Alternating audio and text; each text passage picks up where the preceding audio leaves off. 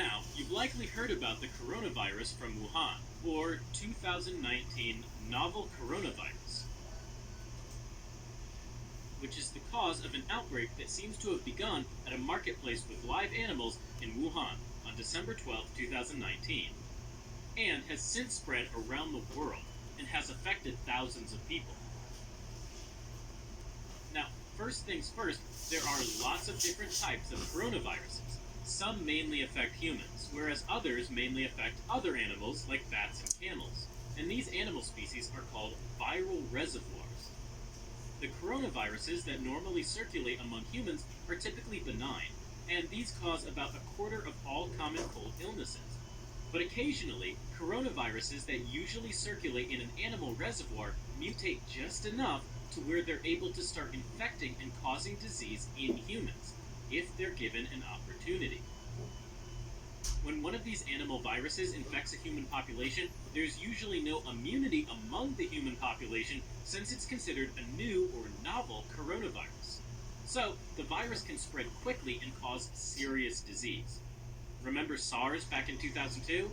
That was a coronavirus that hopped over from bats to civets, which is a cat-like mammal, and then over to humans. And in 2012, there was MERS, which was a coronavirus that hopped over from bats to camels a few decades ago, and then circulated among camels for quite some time before infecting humans.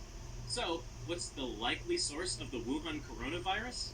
Well, it looks like it also ultimately came from bats.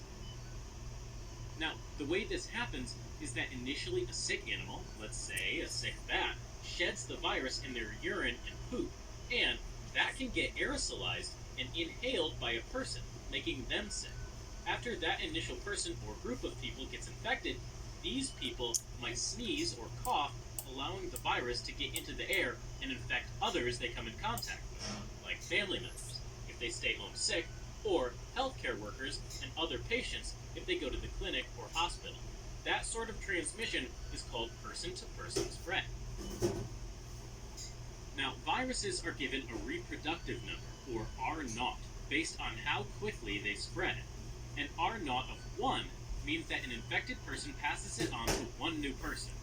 An R0 of 2 means that one person spreads it to 2 new people, and so forth. If the R0 is below 1, the infection peters out. If it's at 1, it stays steady. If it's above 1, then it continues to spread. Things like an immunized population or aggressive isolation of sick patients can help drive down the R0. Early estimates in China are that the Wuhan coronavirus scores an R0 around 2.5. That's faster than doubling. Now, let's say that you're somehow exposed to a carrier and that you catch the virus. If that happens, the incubation period, the time between the initial infection and the onset of symptoms, seems to be roughly 3 to 6 days based on early data. And when symptoms do begin, they usually include a fever, cough, and shortness of breath. The diagnosis can be confirmed using DNA tests.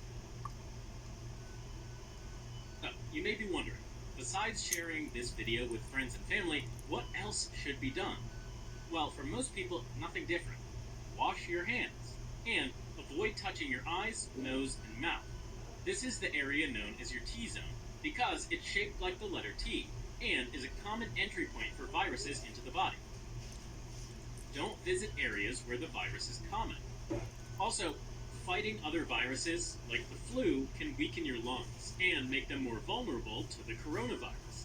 Help protect your lungs by getting a flu shot. Thanks for watching.